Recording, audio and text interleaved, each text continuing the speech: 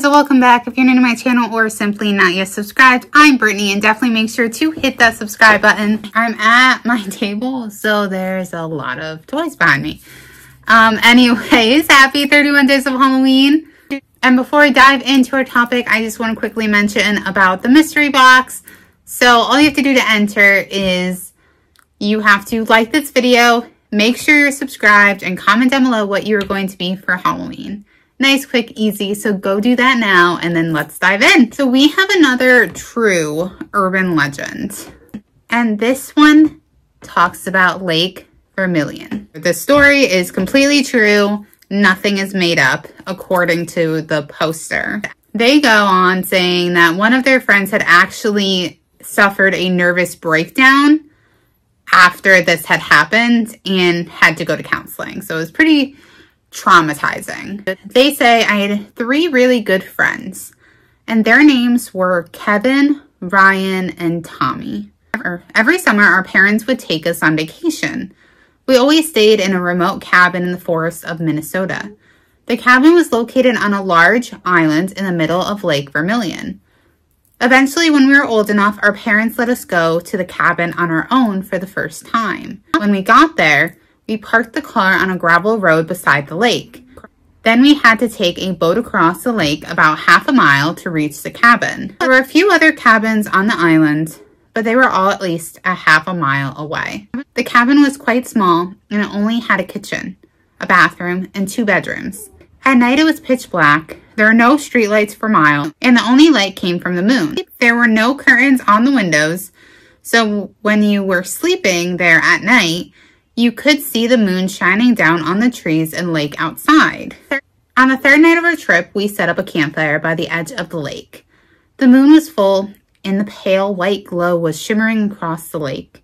We were gazing up at the stars when all of a sudden we heard a splashing sound, as if something was moving about on the water.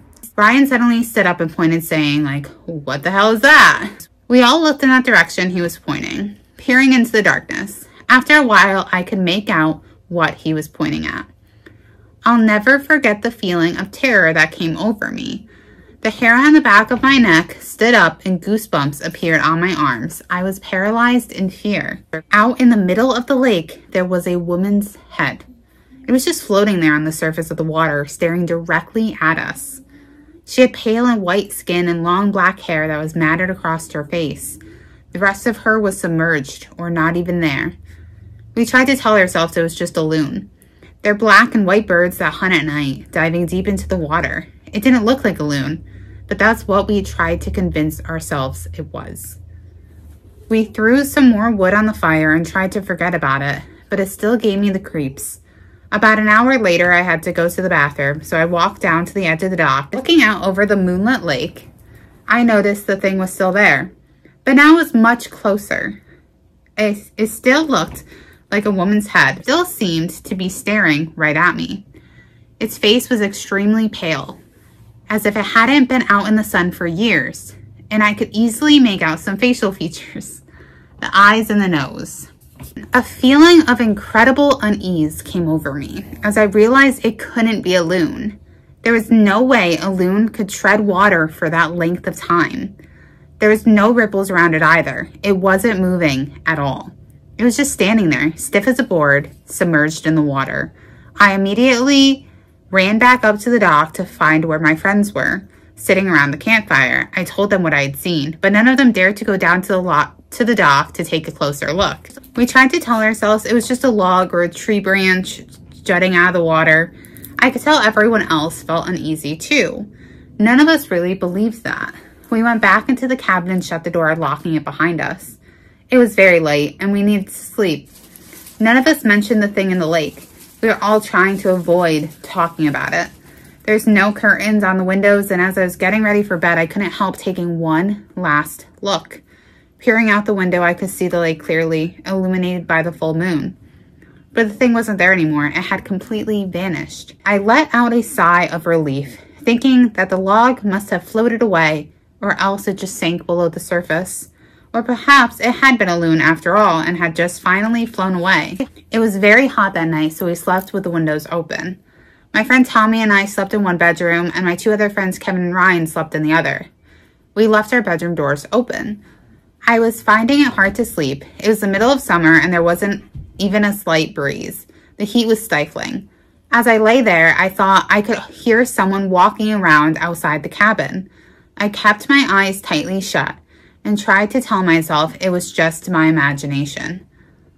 It sounded like someone with bare, wet feet pacing back and forth. I was trembling with fear, but I felt so weak I couldn't move. The footsteps sounded like they were walking up the steps to the cabin door. I wanted to shout out to my friends, but I was frozen in terror. Then the footsteps turned around and sounded like they were running down the steps and toward the lake. After a while, the footsteps faded, and there was only silence. I reached over and shook my friend Tommy. He was already awake, and he claimed to have heard the footsteps as well. Just then, I was startled to see Ryan come running into my room. When he stepped into the moonlight, I could see his face, and the expression on it was very disturbing. "We need to leave," he croaked. "Why?" I asked. "What did you hear?" "Let's just go," he insisted. "Let's get to the boat. It's time to go." He wouldn't answer. He just ran back into his room. We followed him and found Kevin sitting on his bed, already packing up his things. Ryan was running around frantically, grabbing his stuff and stuffing it into a bag. "What's wrong?" I demanded. "Ryan, what is wrong with you? Tell us." He just stopped in his tracks and stared at me.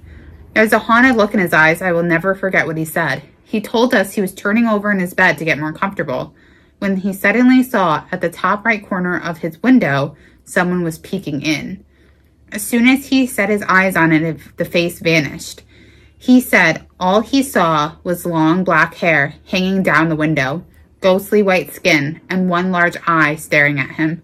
When he said that, it chilled us to the bone. We realized that if the face was in the top right corner of the window, that meant the thing had to be damn near 8 feet tall. Or else floating in midair. I felt like I was going to be sick. "Let's just go," Ryan said in a very serious tone. "Let's just go now." We all agreed and packed up our stuff as quickly as we could. We grabbed our bags and ran out of the cabin, pausing only to lock the door behind us. As we scrambled down the front steps, I glanced to the side and saw footprints, bare, wet footprints, in the dirt all around the cabin. We ran down to the boat and threw all our stuff in. We untied the boat from the dock and sped off. I looked back over my shoulder and stared at the island, but I didn't see anything moving. However, I had the strangest feeling that someone or something was watching us. When we finally reached the other side of the lake, we tied up the boat, stuffed our backpacks in the car, and drove off. We had been driving for about 10 minutes when, out of the blue, Ryan suddenly broke down sobbing. He kept saying over and over, "What was it, guys? Oh God, what did I see?" On the way, we called our parents to tell them what had happened. Ryan was freaking out when we didn't know what to do. They told us just to get home safely and quickly. My friend's dad went up to the cabin a few days later and said he saw nothing out of the ordinary. However, he did mention that there were bare, wet footprints all around the cabin, which he thought was odd. Whatever Ryan saw in the window really hit him hard. After his breakdown, he had trouble sleeping and ended up having to go to therapy. They gave him some pills to calm him down and allowed him to get a decent night's sleep. As time went on, he recovered and ended up being fine, but to this day, he still can't sleep unless the curtains on his windows are completely shut. To this day, I still cannot explain what we saw in the lake that night. I never went back to the cabin. Tommy and Kevin had both gone back and everything was fine, but Ryan refuses to go back, and frankly, I'm with him. Seeing things in the window is so creepy. It just feels almost like a violation, like somebody is invading your privacy, especially at night when it's like you're sleeping. I still don't do good with windows after, what I saw. I've mentioned this before, but when I was younger, when I was about 5, I had went into the kitchen at night to get a drink. I've always woken up a lot at night, so I went into the kitchen to get a drink, and the only light in the kitchen was from the fridge. So the light shined enough to see that there was something that was peering in the window. And it would have had to be extremely tall. It was like almost like wolf-like. I just remember these like red eyes that were probably reflecting off the light from the fridge, just staring at me. And I stood frozen in fear. Like, this thing would have had to have been, like, even a 6-foot-tall person to stand out that window and peer in, part of their head would have been cut off. And this figure, this being, had to have been over 6 feet tall. I only saw it once, and it terrified me. I went into my parents' room, I woke my mom up, and she was just like, yeah, no, you didn't see anything, and go back to sleep. But it scarred me for life. Like, I still refuse to look at windows when it is dark because I'm so afraid of seeing something.